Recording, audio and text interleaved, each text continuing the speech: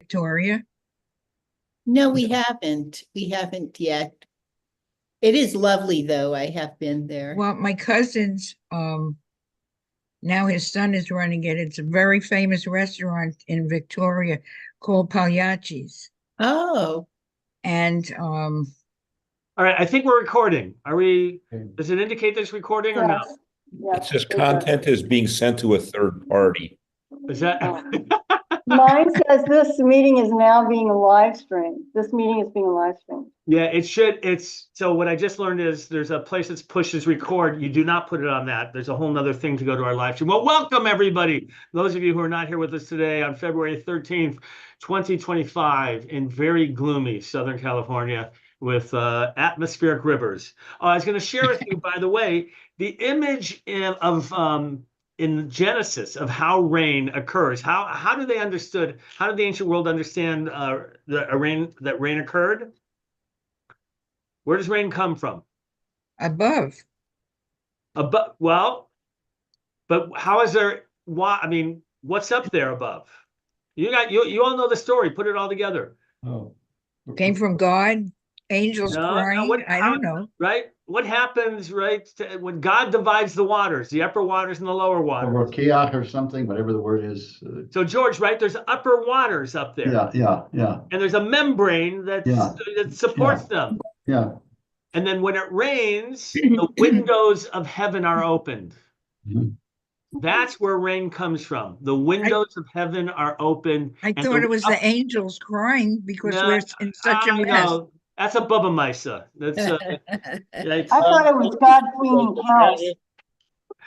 so, but isn't that interesting? Like that's how they imagined how the world functioned, was the idea that there was, and that's why the sky's blue, is because it's water there.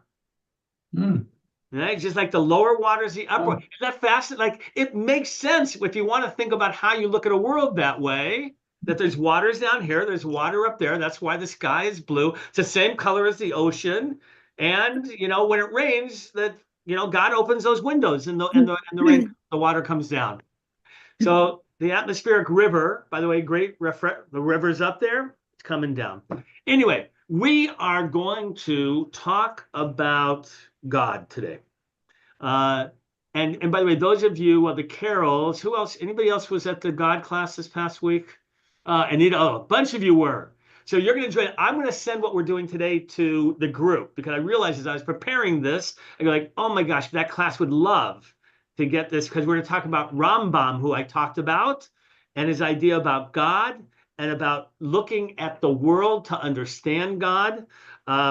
So I'm going to try to send it out and to give them just reading for it, and you'll let me know as well whether you think they'll enjoy that. But let's so we're going to talk to our portion, Parshat Yitro. By the way, what portions in the Torah do we have named after somebody who's not Jewish? Yeah, George? Is it Balaam also? Well, Balak, but right, Balak, you're right. sorry, Right, I got exactly. it wrong, yeah. Right, you have the Yeah, right Yitro, story.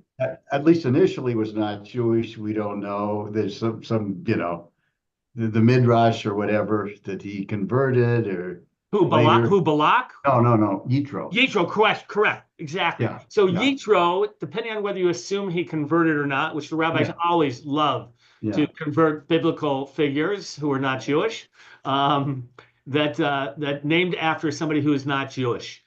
Certainly, by the way, you could only say the only time that somebody celebrates a father-in-law by naming something after them. Yeah. Right, that would be unusual. All right, let's. Any questions before we go to Nechama Leibowitz? There's also Noach. Noach. Oh, thank you as well, Noach. Yeah, absolutely correct. Thank you. Yes, Stan. What else are you going to share? I just wanted to acknowledge Tu B'Shvat today. Right. I was going to talk about that later, but thank you. What would you like to acknowledge about Tu B'Shvat? What would you like to share that you think we should know about Tu B'Shvat? What I should share? Sorry?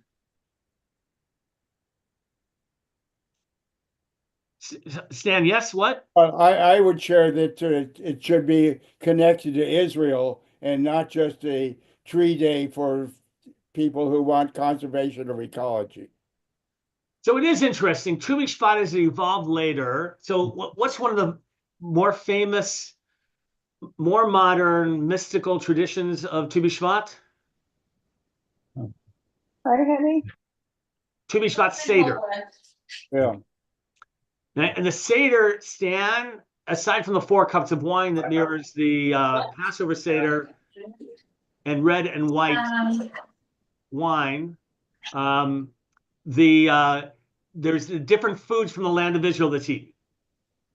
Right? So that's a very strong connection that they make, the mystics who created that Tu B'Shvat Seder, to Israel. So absolutely. And by the way, the idea of planting trees has nothing to do with original Tu B'Shvat. Yeah. Right. Especially, by the way, in the land of Israel, because it certainly wasn't, this is not tree planting time. Right. Right? So George, what can you tell us about Tu B'Shvat? Well, it's, okay, first of all, it's one of the 4 New Years, okay? In the Mishnah, it is one of the 4 New Years, correct?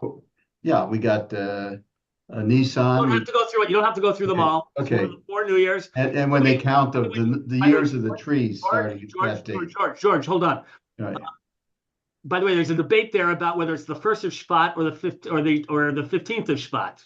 So there's a debate. So what is Tu B'Shvat though otherwise, George? Well, they date the trees. You can't eat for 3 years or something, so that's when you start counting.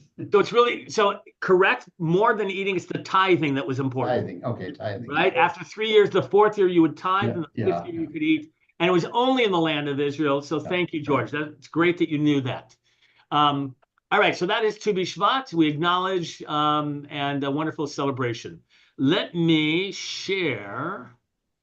We have to say the prayer. Oh, thank you, Stephen. Let's say the prayer. Baruch Adonai, Adonai Eloheinu melech haolam, Kisham Pray Torah. See, that happens when I'm in a rush, Stephen. Thank you for slowing me down there. All right. Steve's son yet. This is Because the again, the HaMakom. I love this commentator of the 20th century, and Anochi, this is the 10 Commandments. All right, let me go, hold on here. And right, V'daber Elohim el kol devarim ha'ele lemor. And God spoke all these words, devarim, or things, words, whatever you want to describe it, lemor, saying, Anochi, Adonai Elohecha. Not ani, but Anochi. All right. Adonai, right? Yod-Heh Vav-Heh Elohecha, your God. Asher hotzeticha me'eretz Mitzrayim, who took you out of the land of Israel, mi beit avadim, out of the house of bondage. All right. So that's the first so-called commandment. But by the way, is it really a commandment? No. Well, you're It's a certain about statement. that, George? Okay, you it counts as certain, one. George? And by the way, the Gentiles do it differently, okay? They combine it with, I don't know exactly how they do it, but they have 10 commandments. It's not Christian tradition. it's not separate there. Christian tradition makes the first one, they include the second one as part of the first one, Yeah, the beginning of it. yeah. But here, George, is it a commandment or not? There's actually great debate about it. And the question is, what if you see it as a commandment, what would it be commanding? Steve, why don't you start off for us on the HaMakom? The 10 Commandments begin with the declaration, I am Anochi, the Lord thy God, and conclude with the injunction, thou shalt not covet. Much discussion has been found in our commentaries, both old and new, centering around the question whether the opening phrase of the Decalogue, I am the Lord, constitutes one of the 10 Commandments, since, in contradistinction to what follows, it is not phrased in the form of either a negative or positive precept. It stands out in splendid isolation, possessing the character of a declaration rather than a commandment. This point is made by Crescus, the renowned Spanish Jewish philosopher from 1340 to 1410, in his work Or Hashem. He who includes among the list of positive precepts belief in the existence of God falls into a common error. The very character of the term mitzvah indicates by definition that it can only apply to matters governed by free will and choice. But faith in the existence of God is one of those things which are not governed by free will and choice. Consequently, the term mitzvah, commandment, cannot apply to it. So in general, can we command belief in God? No, Well, is it a command, George, a commandment to believe in God? Yeah, by the way, No, by the way. Is it a commandment? oh yeah, one God, and to believe in one God. It's a commandment to believe in one God. Right. Well, okay. Well, okay, what? But not according to Crescus. No, but you can't have any other gods. Okay. I'm, the God, and there's no Well, that's others. different, right, George? Understand. Not having other gods does not mean that Right. you're having belief in one God. Mhm. Right? And that's what they're asking. Right. Can you believe, right? Can you command to believe in something? Right? Eileen, you say no. Well- Anybody want to suggest that the idea you can command when it's a child, but as an adult, you have your own mind and your own way of thinking. you can't right. You can You By the can't way, command me to I- believe in you God. can you command a belief? You can't even command a child to believe something, Eileen. You can command them to do something. You can't command them to believe something. Well, then you can't command anybody to do something. Exactly. So that's Crescus's point. Yes, Stan. Well, that's, pardon me. One of the differences between Judaism and Christianity. The Christianity is based more on beliefs, where Judaism is based more on deeds or precepts. Now, they're both, but still that. So again, so Stan, what you said is right, an obvious point that we talk about. I'd have to ask a Christian, scholar. If I still had, Father McNamara around, I'd ask him about, even in Christianity, is there such an understanding of a commandment to believe in God, or is it just an assumption? Right? Can you command belief, Anita? Do you accept the can't. fact that there might be You other can't. gods? Wait a minute. I'm sorry. Who? Somebody talking? I didn't hear. I didn't see. Jack, is that you? Jack. Oh, I heard a voice. Neil, I That's think. me, it's Neil. Oh, Neil. Neil. So Yeah, that's me. raise your Hi. hand. No, Sorry. go ahead, Neil. No, I just, the way that things are phrased, is there a possibility that there's other gods that are accepted?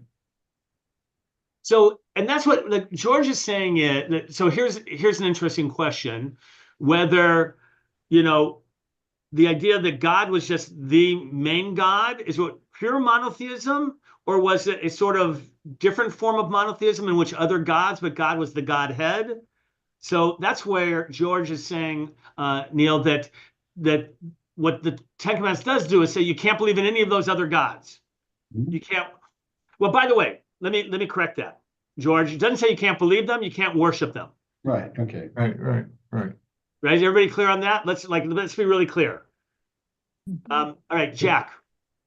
I just was struck by it's just a kind of definitive or declarative statement that I am the God, period. It doesn't matter whether you believe in it, it's just a fact. Right. Hold on, everybody. I'm gonna close my door here. I forgot that. Jack, say a little bit more about that. In other words, it's not a commandment. It just is.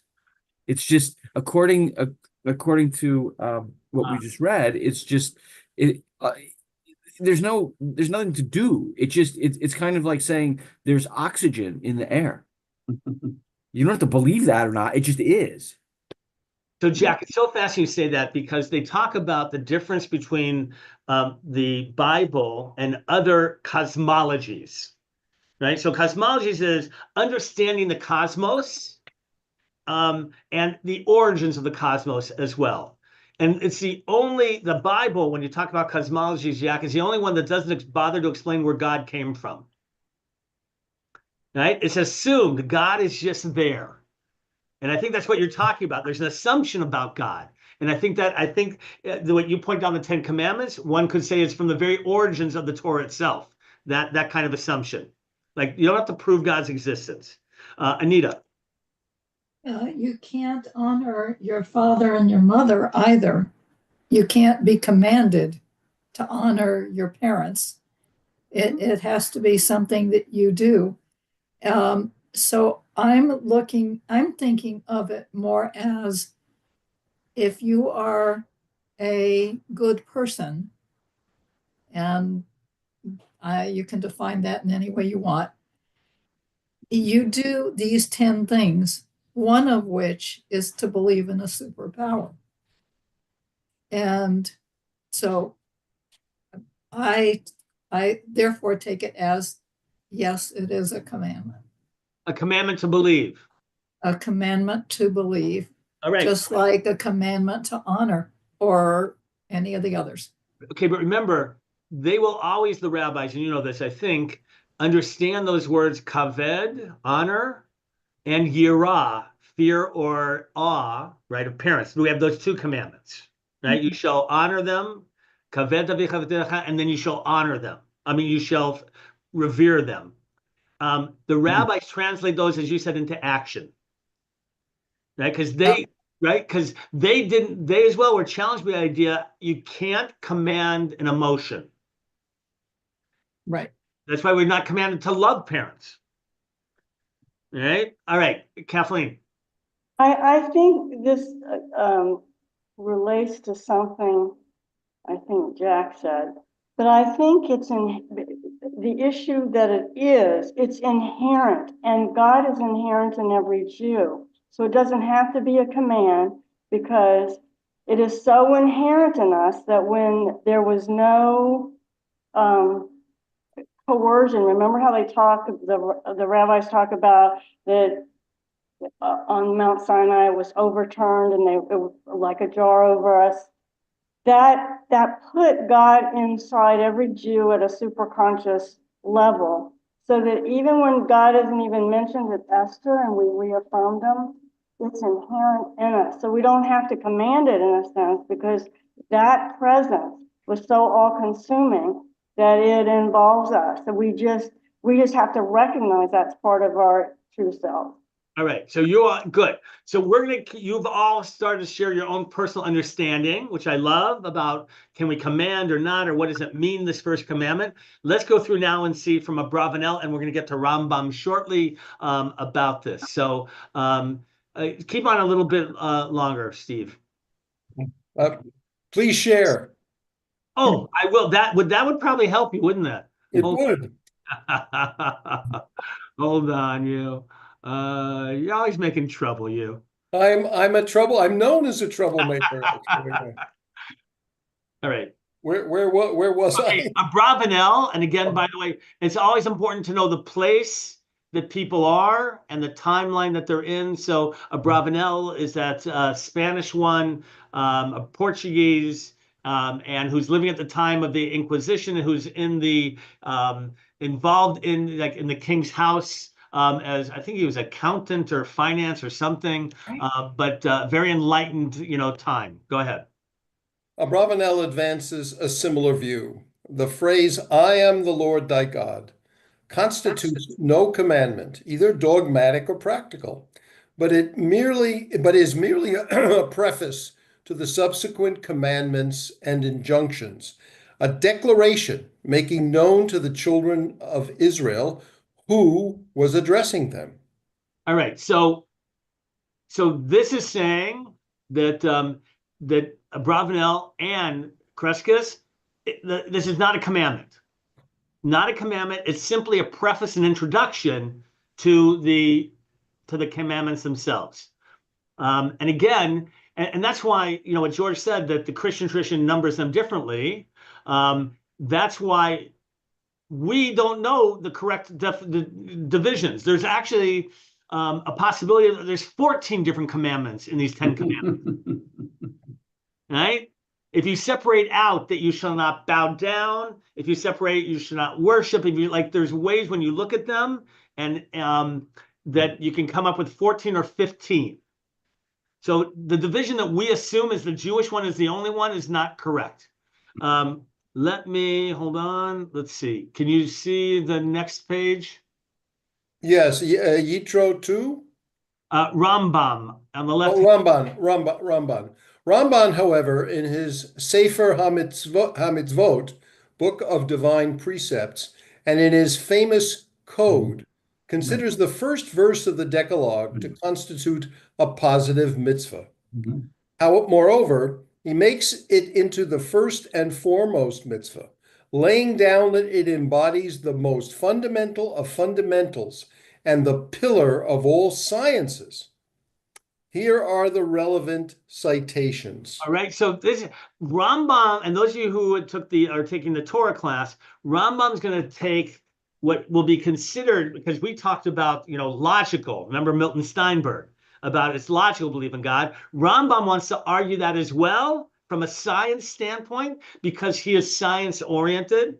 I remind you, basically, to paraphrase Rambam, if our idea about if our knowledge about science contradicts your idea about God, we have to change our idea about God.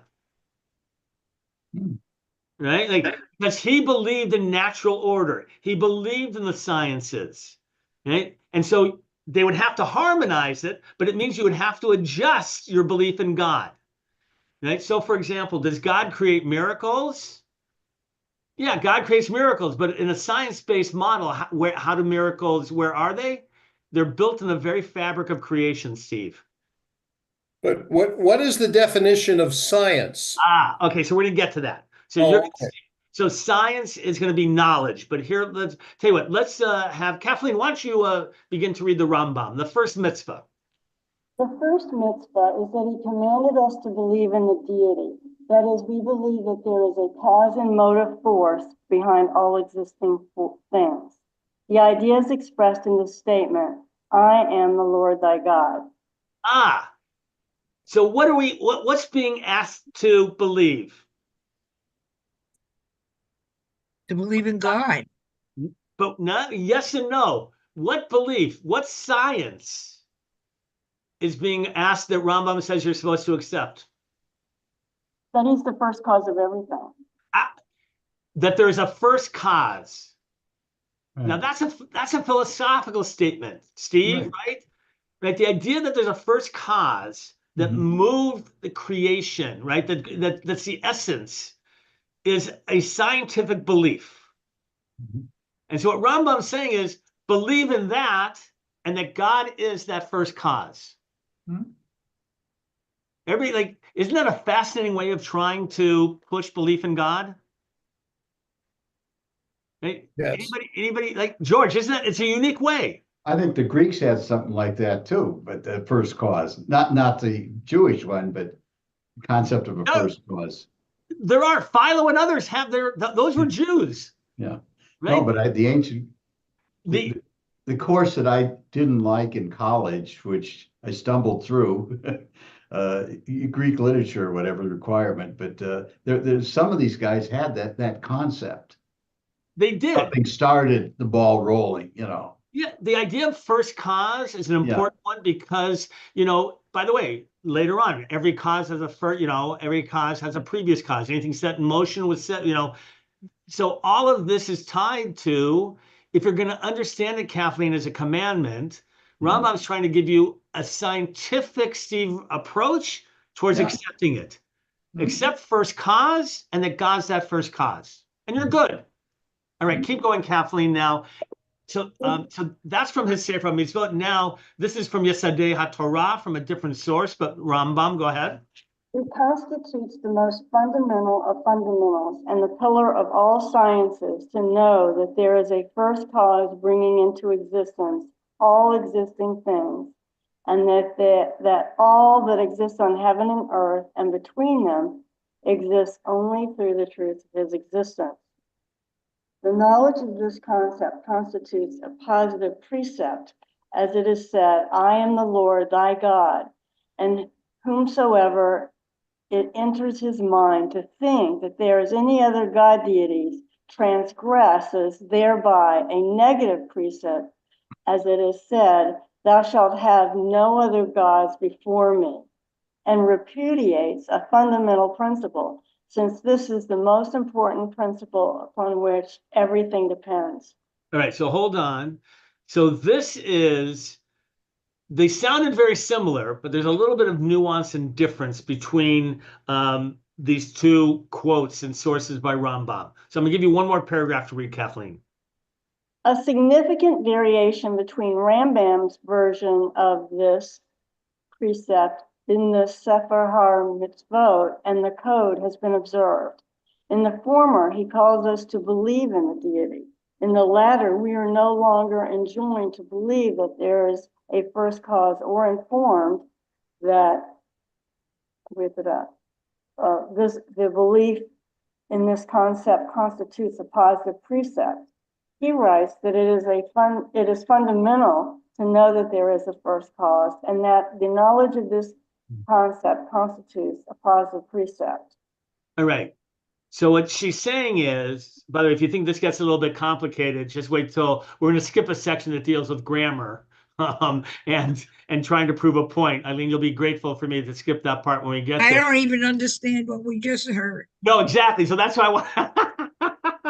So what he's saying is, Eileen, the first one is just saying you need.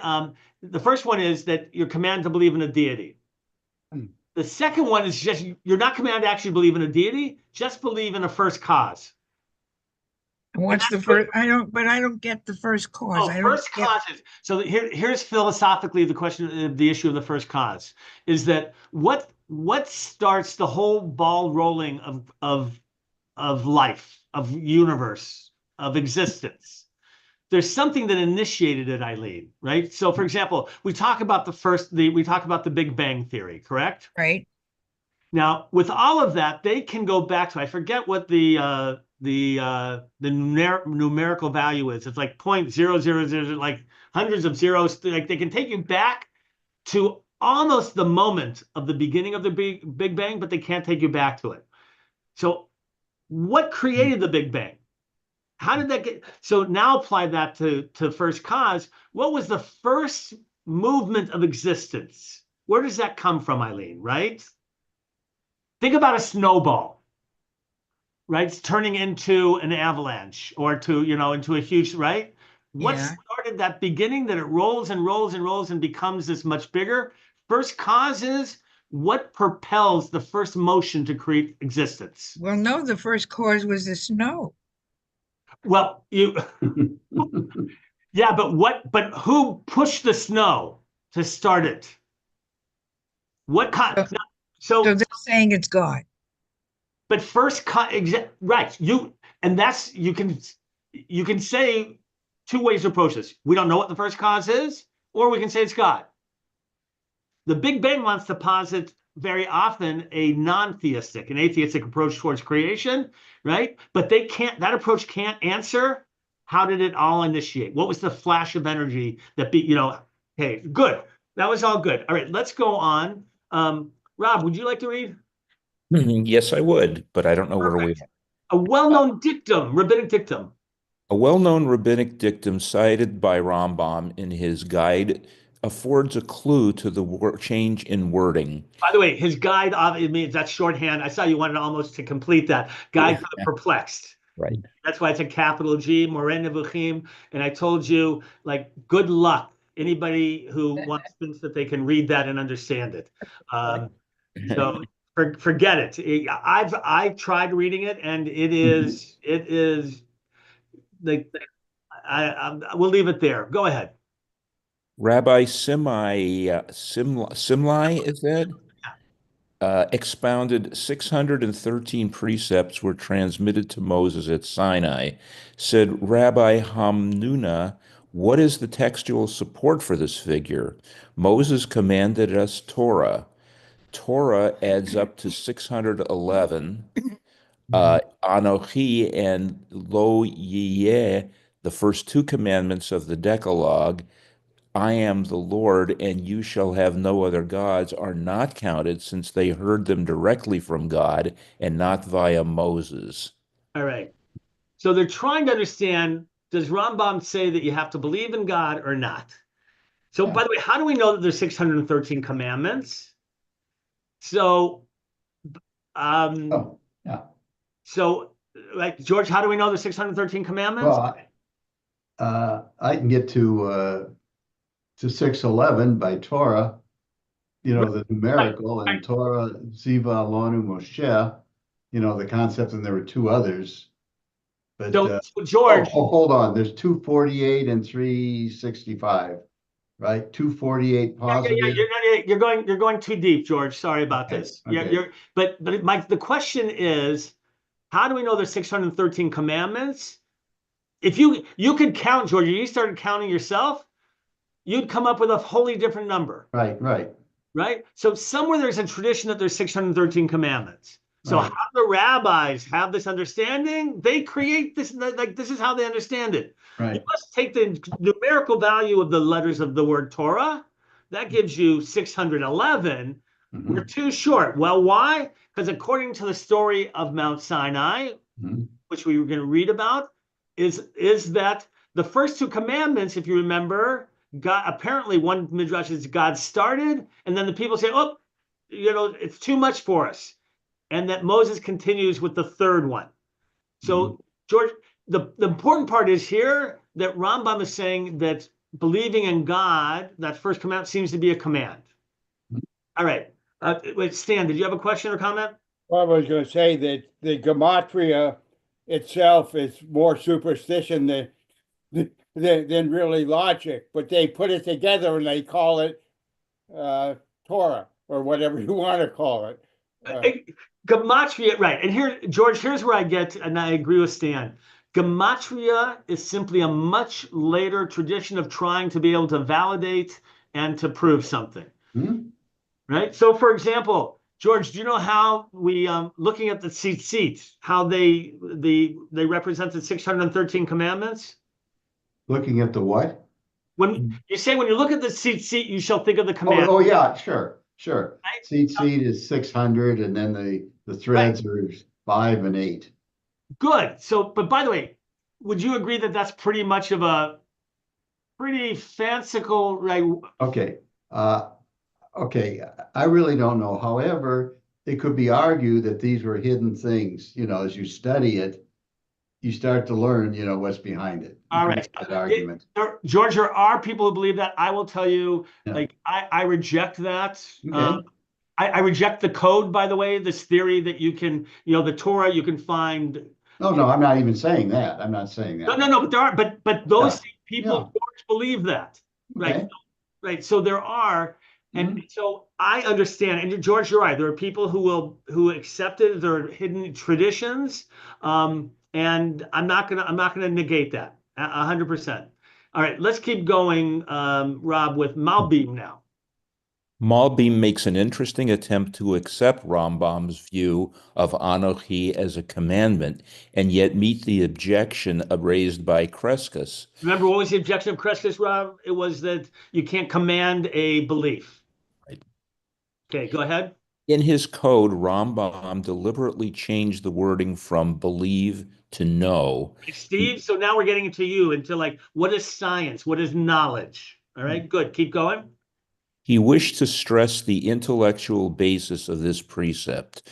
This, as he pointed out in the guide, is based on the rabbinic dictum that we heard the first two commandments of the Decalogue directly from God, implying purely intellectual apprehension. In other words, the whole of Judaism, apart from these two precepts, is based on faith. Faith in Moses as the messenger of God, faith that all that he commanded constituted the authentic message of God. But these two commandments, the authentic message of, the existence and oneness of the divinity, is attained by the direct exercise of men's intellectual faculties. The Lord implanted these concepts in him from birth. They are innate ideas. A man has only to look into his own soul to discover them, just as he develops all of his faculties. There was no need to receive them from Moses as an act of faith. They were therefore imparted directly by God, who fashioned man's soul. The precept consists of making every effort to clarify our knowledge of this in accordance with the text. Who cannot fail to discover the hand of God is behind all this. God is behind all this. All right. So what is Malbim trying to? And by the way, Malbim is much more contemporary. If you want, he is 19th century. By the way, Kiev, Ukraine. All right. So he's in the period of enlightenment and understanding. What is he suggesting about the command to believe? He's saying we're hardwired to believe in God. Good. So it is part of it, much like where I said that miracles can, one view is that they were programmed in creation, so they don't violate the laws of nature. That this is not commanding something that to believe something, but rather it's there already, belief. And this is just acknowledging that hardwiring that we have. All right. I know, Eileen, it's interesting. They're trying to what they're really trying to understand here is, how do we understand God? The challenge that Steve, you said, of believing or knowing God. Like, how does that all work? And can you actually command belief in a God? All right. We're going to read the next paragraph, but then where it starts with the grammar stuff, we're going to skip that. And Eileen, you'll thank me, you can thank me now. But Absolutely. Eileen, why don't you read the next paragraph? Weather. I don't know where we are because it's too Weather. small. Oh, weather right here. Oh, you can't see it? Okay, then let me have Anita. Can you read? You'll have to unmute, but yeah. Whether we take the first verse of the Decalogue to be a commandment from Rambam, or merely a preamble of Avraham, one thing is clear: it is not formulated as a principle, as in "Thou shalt know this day that the Lord, He is God in heaven above, and the earth beneath. There is none else." It is not stated as an impersonal law, as in, "He who sacrifices to the gods except to the Lord alone shall be utterly destroyed." It takes the form of a personal proclamation, a manifesto of divine revelation. "I am the Lord thy God who brought thee out of Egypt." All right. Now, those of you, if you have any grammarians in the audience here, you can look at and read further the whole text about this. Right. Okay. But understand, Anita, that it just doesn't say, "I'm the Lord your God." Right. I'm the Lord your God who brought you out of the land of Egypt. It's a personal proclamation, right? That the way that you come to belief is, if you will, to understand me, is I'm the one who brought you out of Egypt. Mm. All right. So that's why it's personal. Does that make sense? Mr. Amos' office, is this Neil? Yes, it is. So who, all right, let me mute there. All right, let's go to any questions or comments about this. We're going to try to understand a little bit more. Yeah. I have one question, but not on this. Why does it say Anochi instead of Ani? Anochi is a much fancier term. Oh, go ahead, George. What do you want to say? Yeah, it's much stronger. It's an emphasis. But the next two words make sense because using Yud-He Vav-He is more the merciful aspect of Hashem, and then the Elohim, the next one, is more the justice. So we're getting both parts here. Okay, so that's emphasize the mercy and the justice, Okay, so but you went into, rather than just sticking to the grammar of Anochi, you went into Midrash about understanding it. George, is Anochi only used for God? No, you could emphasize, as far as I know. Ani is the regular I. Oh, good. So there's where I just wanted you to, before you bring in the Midrash, I just wanted to answer simply the question, in terms of the Anochi, which means, Eileen, what they're saying is, when Anochi used, it seems to be a formal form of I, and it's almost begging to be interpreted. Okay, so Anochi. All right. let's go on. We're going to continue. Here is the relevant citation from Ibn Ezra. Let's see. Who hasn't read yet out there who would like to? Anybody want to read that hasn't read yet? Let's go. I need to continue reading.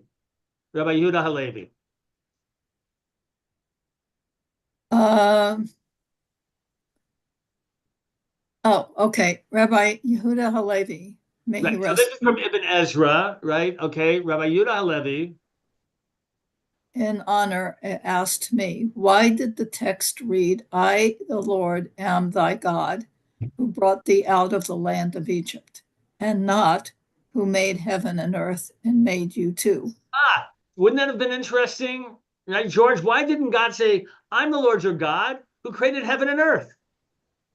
Why is it that I brought you out of the land of Egypt? Why is that? Okay, don't answer the question yet, Kathleen. You have a question about it? No, I have an answer to it. Okay, so don't answer it yet, please. All right, because I don't want to spoil the ending here. All right, keep going, please. This was my answer to him.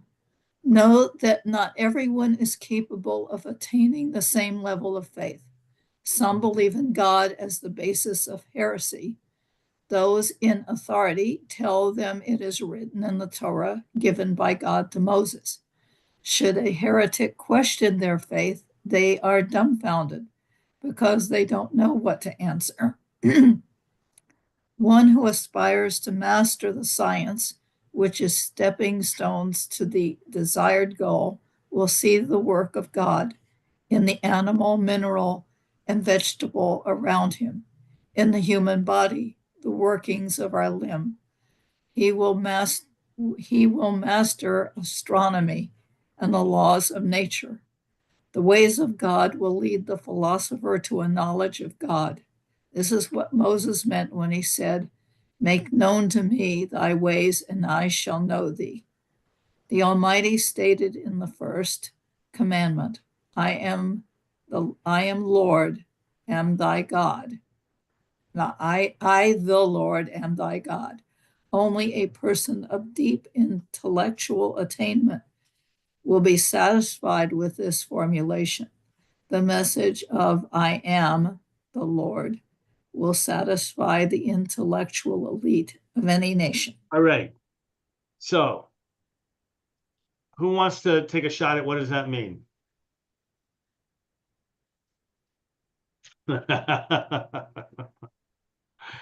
Right. So I think it's wrong. I think that's incorrect. I think God says that number one, Anarchy is an Egyptian. It's in the Egyptian language. He wanted to make it personal so that he could have a personal relationship with us, not attain higher levels of faith because he created heaven and earth. He wanted to make it real for us, something that we could relate to and personally, because that's why we relive it, right, at Passover. So good. So rather than it being purely esoteric and overly philosophical about creation, right, they experienced the Exodus and therefore it's going to be something very personal to them. Agreed. I think that's a great way. By the way, when we talk about theology, when I taught in the class as well, it was like, it's how you experience God, Kathleen, right? And this act helped you understand you experienced it and that was God. What Rambam is, trying, and here Ibn Ezra is to say, and again, part of it is, Kathleen, they're trying to understand the first commandment, right? So, and why not just say, I'm the Lord your God and command belief in it? So one way that this approach is to say that I am the Lord your God would be a philosopher's way of understanding God. Very esoteric, and not everybody can understand that. And so to say who brought you out of the land of Egypt is a practical way of seeing God at work. All right? But I also think there's another aspect of it being practical and personal. If you don't have those first either commandments or proclamations, then everything else has no absolute standard by which to judge it. And so it's important that be there because it's inclusive of everything else. You wouldn't covet unless you didn't think or have another God before him, unless you didn't think that God was sufficient. God is saying, I'm not only sufficient, I'm encompassing all this so that you never have to worry about what does it mean. Correct. All right, so Yeah. Kathleen, that's a very important, right? And a number of theologians and rabbinic commentators make that point, right? That you can't believe anything else until you, right, or accept anything else until you understand the role of God. Yes, so 100%. What they're saying, and by the way, if it's not clear, if some of you don't know this, that many suggest that the structure of the Ten Commandments mirrors any other proclamation by a monarch. Right? I, King X, right, who did such and such forth, I hereby command the following. Right? So it seems to Kathleen that in general, it could actually just mirror any type of, if God is in the image is a king, of any other type of proclamation. I'm your king who did this for you. Here, but notice what they're saying is, Kathleen, in this first paragraph is that, but look at everything. Look at the animal and the minerals and everything. Everything seems to provide a sense of God, of order, of relationship. And hence, that is how we get, Steve, to know God, is by looking at the world around us. Okay? Now, by the way, we'll talk in a moment maybe about the God of creation versus the God of history, Kathleen. Right? Like how, and by the way, it follows how we understand God. Oh, think about, by the way, those of you who know a little bit about the order of the prayers. Here's a good question for George or anybody. When we structure the prayer service, whether it's morning or evening, right? Which image of God comes out first? God of nature or God of action?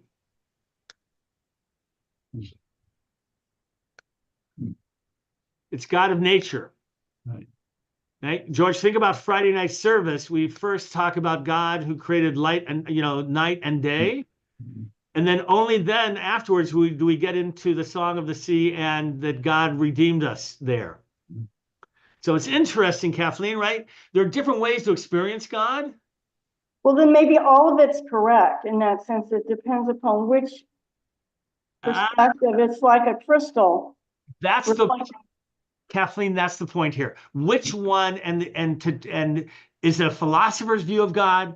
Is it a creationist view of God, the first cause? Eileen, there are many ways to understand God, Kathleen, and that's why all of these, I believe the rabbis provide them all in the prayer service, because they're going to speak to you differently, right? In terms of how you feel about God. All right, let's keep going. Let's keep going. Stan, wait, no, tell you who, Linda, you haven't read. Okay. Now God had performed. Now God had performed signs and wonders in Egypt till he brought them out from there to become their God. Thus said Moses, has God tried to take one nation from another? In other words, God did for Israel what he did for no other people. Moses referred to the impact of the miracles the Almighty performed in Egypt when he stated, "You were made to see that you might know that the Lord, he is God." Everyone saw them, both the scholar and the layman, old and young. He also added to the impact through the revelation of Sinai when they heard the voice of God. From the heavens did he cause those to hear his voice to instruct them. Finally, he referred to the absolute conviction that there is no God beside him, to be attained by the believer through clear proofs. Know this day and keep in mind that the Lord, he is God, there is no other. I, the Lord, was meant for the intellectual, who brought thee out for the non-intellectual. Right, Kathleen? So at least for here, this is Ibn Ezra and others who are very philosophical. And Rambam to some degree as well, understanding God in the purest God concept and experience is really hard. And therefore, you need pragmatic ways of being able to sense God's presence and God's existence. All right. And that's what that first commandment is trying to emphasize. That's why it adds for the people who can't just understand God in the pure philosophical way. Right? Interesting. All right, let's keep But do going. you think that's the way God wants us to understand him, in the pure philosophical way, or in terms of a more subjective personal experience? That's a whole nother question. It's a good question, but it's a whole nother question. I just want to go on for a little bit more because we only have 5 minutes left. Let's see. Linda, keep going, please. But Judith Halevi's answer is completely different. Here is a summary following Isaac Heinemann. All other medieval authors, in presenting Judaism, pass from the general to the particular. They dwell first on the justification of faith in God and consider thereby to have proved the justification of religion as the contact with God and as a belief in historical revelation.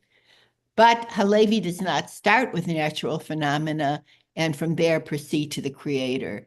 The fact of revelation recognized in ancient times and in their own days as is the proof of the belief in God, whereas the attribution of organic wonders to a cosmic intelligence is firstly less convincing and acceptable, and secondly, only leads to a God of metaphysics and not to a God of religion who is concerned for the individual and expects a definite reaction from him.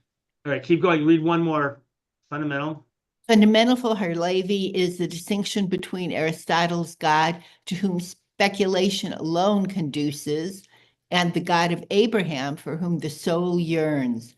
Moses did not invoke the Creator in pressing Pharaoh to let the people go, but the God of the Hebrews.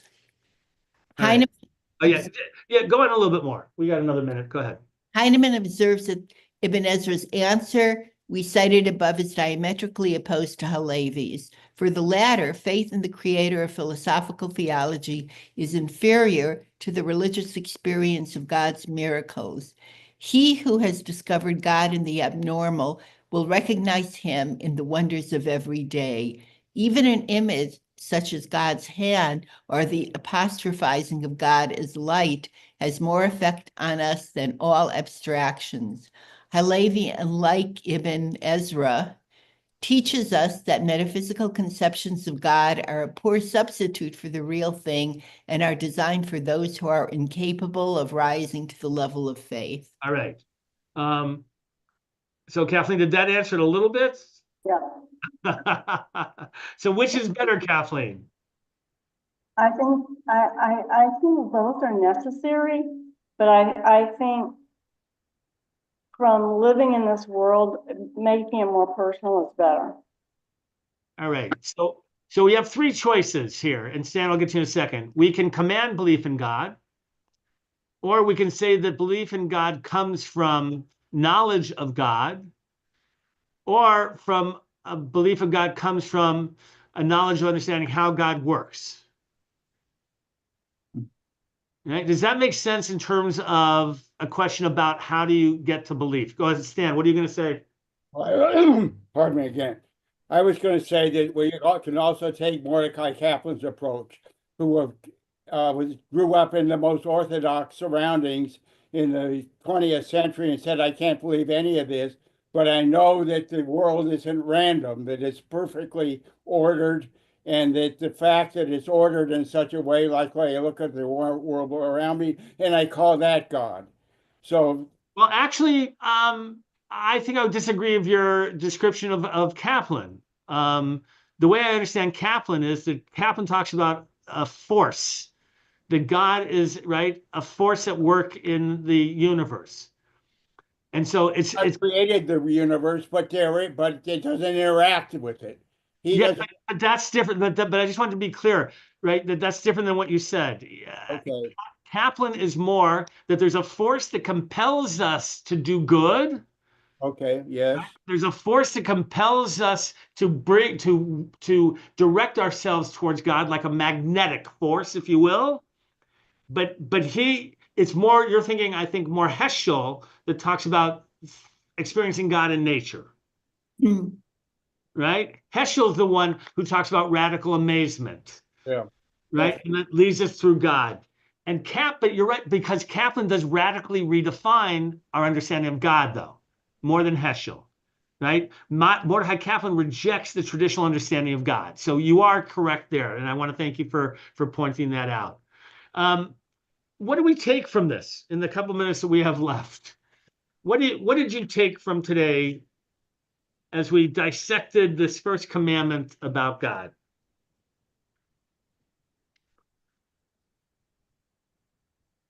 Besides being grateful, right, Eileen, that I didn't go through the grammatical part of the reading. But those of you who like the difference between subject and predicate and things like that, you can get off the website and read it and enjoy. What in terms of for you and God or the Ten Commandments, share with me anything that you took out of what we shared today.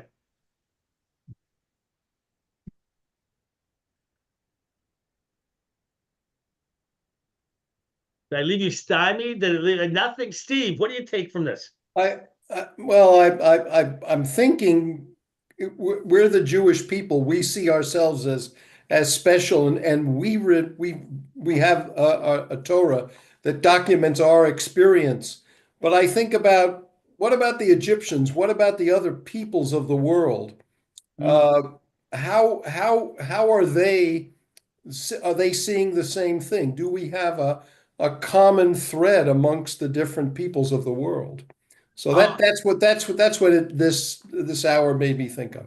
Oh, I love it, Steve. And no, because I think that there are many people, Jewish and others perhaps, maybe non-Jews, who believe that God, and there are plenty of Christians, I think, God works uniquely through the Jewish people. Right? Well, God works through all people.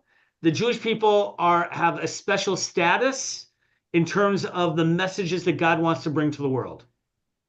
So that's very powerful. Kathleen, what are you taking from today? It was based on what he said, and it made me it just made it go completely out of my head. Can you repeat what you said? Oh gosh. Well, what I was thinking is that we're a special people based on the Torah. That's it. But what about? That's it. Remember what in Exodus it says, indeed, all the world is mine, but you're going to be a nation of a kingdom of priests and a holy nation. All the world is mine. We have the hard work of it, but all the world is his. Yeah. So there is a uniqueness. Who else wants to share something that you took out of today? Stan, what did you take from today? I think that the Torah for us is a prism to see God, and each religion has their own prism that they're looking at and has their own way of, seeing life and some kind of spiritual essence, and that's what's common. Very good. So let me conclude by saying, the Ten Commandments, by the way, Aseret HaDibrot is the true name for them. Aseret HaDvarim in the Torah itself, which how do you translate Aseret HaDibrot? 10 words. 10 words. 10 words or 10 statements. Right. Okay? These have become the foundational, right, if you will, structure and understanding of God and the essence of human expectations, right? And if you really look at it, that it seems to be so concise and simple, but actually each one raises its own questions about what does that mean in the human context?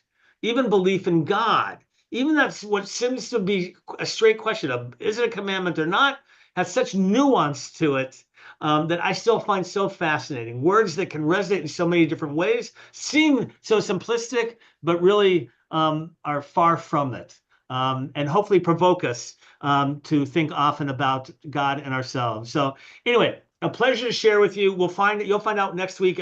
If we're not, you won't be surprised. I'll see those of you on Shabbat, perhaps some of you, and then wishing you all the